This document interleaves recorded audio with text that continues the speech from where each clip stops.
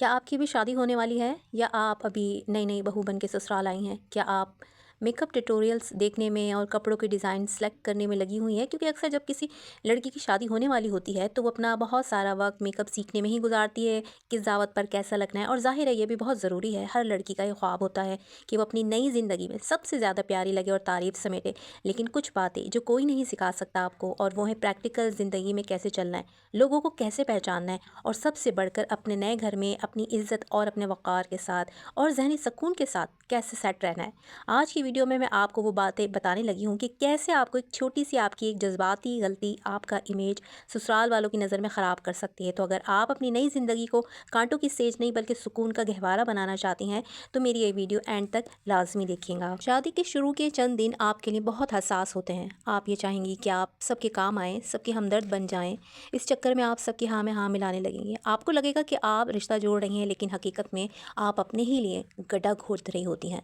अगर आपने शुरू में ही ये तासुर दे दिया कि आपकी कोई सोच नहीं, कोई अपना ज़ाती ख्याल ही नहीं, कोई राय नहीं, यानी अपना दिमाग नहीं, आपके पास जो सामने वाला बोल रहा है उस पर जी जी करना, ये ज़ाहिर करता है कि आपकी अपनी कोई ज़ाती राय नहीं है। तो याद रखें, आज उन लोगों को इम्प्रेस करने के लिए सामने वाले को सही सही और हर चीज़ में हाँ हाँ कहते रहना।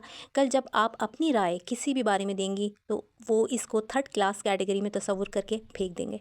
सही को सही कहना और गलत को गलत, ये आपकी पहचान होनी चाहिए, लेकिन बहुत ही वक़ार वाले रवैये के साथ। तलवार लेके खड़े नहीं हो जाना। हर एंगल से इसको देख कर समझ कर ही आपने करना है कि क्या सही है क्या गलत, और बहुत सोच समझ कर ही आपको हर चीज़ के लिए डिसाइड करना है कि किसको क्या राय देनी है और किसकी क्या राय आपको माननी है। अगर आप शादी होकर जॉइंट फैमिली में जा रही हैं तो जॉइंट फैमिली में कुछ किरदार आपको ऐसे ज़रूर मिलेंगे जिनका काम सिर्फ इधर की बात उधर करना होगा। वो आपके पास आकर बातों बातों में ये बताएंगे कि कौन आपकी ड्रेसिंग में कीड़े निकाल रहा था, किसको आपका बोलने का अंदाज समझ नहीं आ रहा और किसको आपका हेयर स्टाइल समझ नहीं आ रहा। अब आपका खून भी खोलेगा, गुस्सा भी आएगा। अब आपने गुस्से में कोई सख्त बात यहाँ कही नहीं कि सामने वाले ने उसको पकड़ के दूसरे बंदे तक पहुँचा दिया कि नई बहू तुम्हारे बारे में ये राय दे रही थी। ऐसे लोग पता ये नहीं बताएंगे कि हमने सामने वाले को क्या बोला था तो उसने ये रिएक्शन दिया, बल्कि आपका सिर्फ रिएक्शन जाके बता देंगे। याद रखिए, ज़बान तालू से चिपका के रखनी है आपको। किसी के लिए ऐसी बात सुनकर राय नहीं देनी, किसी का मोहरा आपको बनने की ज़रूरत नहीं है।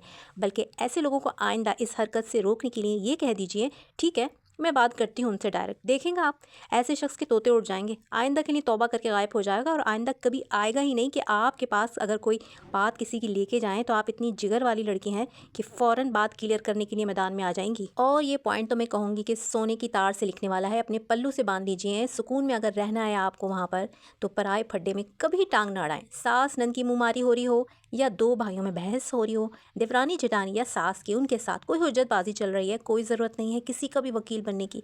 इस जगह से निकल जाएं। कोई ज़बरदस्ती अगर आपको घसीटे कि तुम बताओ ऐसा था कि नहीं था, बस मुस्कुरा के कह दीजिए मुझे इल्म नहीं, मैंने नोट ही नहीं किया।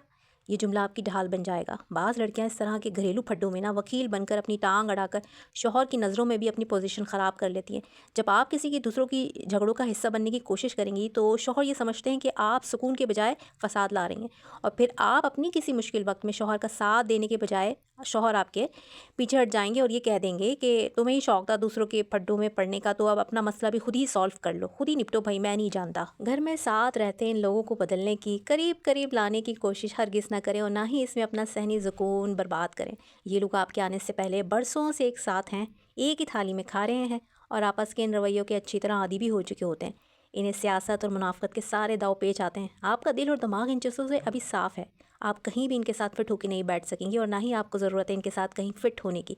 इसलिए अपनी एनर्जी दूसरों की वकालत के बजाय अपने शौहर के साथ ताल्लुक़ मजबूत करने और अपनी सेहत पर तवज्जो देने के लिए ऊपर ही लगाएं तो ये आपके लिए सबसे ज़्यादा बेहतर होगा। और जनाब, जॉइंट फैमिली में कुछ किरदार मगरमच्छ के आंसू जैसे मक्कार भी मिलेंगे आपको। वो आपको चने की जहाड़ पर चढ़ाएंगे, आपकी सच्चाई की खूबसूरती की तारीफ़ करेंगे, आपकी बोल्डनेस की भी तारीफ़ करेंगे और साथ में अपनी मजलूमियत का, बेकदरी का इस घर में रोना भी बहुत रोएंगे।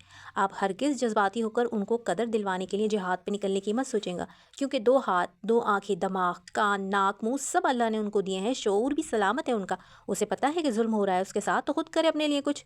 आपको उसका वकील बनने की ज़रूरत नहीं है। ये लोग गुलाम जहनियत के हो चुके होते हैं। इनको आदत हो चुकी होती है लोगों की हाँ में हाँ मिला के सर्वाइव करने की। ऐसे दोगले लोगों की बातों में आकर अपना हरगिज़ इमेज ख़राब ना कीजिएगा ससुराल में कि मैं हूँ ना मजलूमों का साथी।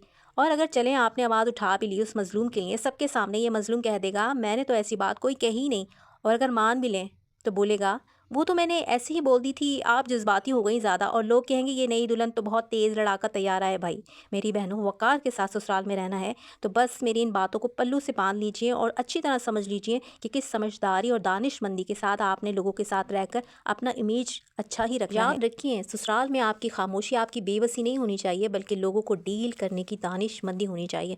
آنکھوں سے دیکھیں سب، کانوں سے سنیں سب، دماغ سے سمجھیں سب کرداروں کے اتار چڑھاؤ، لیکن اپنے جذبات، اپنے احساسات کو کب کہاں کیسے استعمال کرنا ہے اگر یہ آپ نے سیکھ لیا تو آپ کے اندر کوئی طوفان برپا کرنے کی کبھی بھی ہمت نہیں کر سکتا۔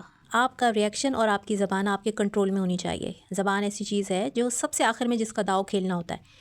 انسان جب سب چیزیں ہار جائے تو زبان آگے آتی ہے اور الفاظ کے خنجر چلاتی ہے۔ اس آخری داؤ کو سب سے پہلی باری میں کھیلنا حماقت ہے۔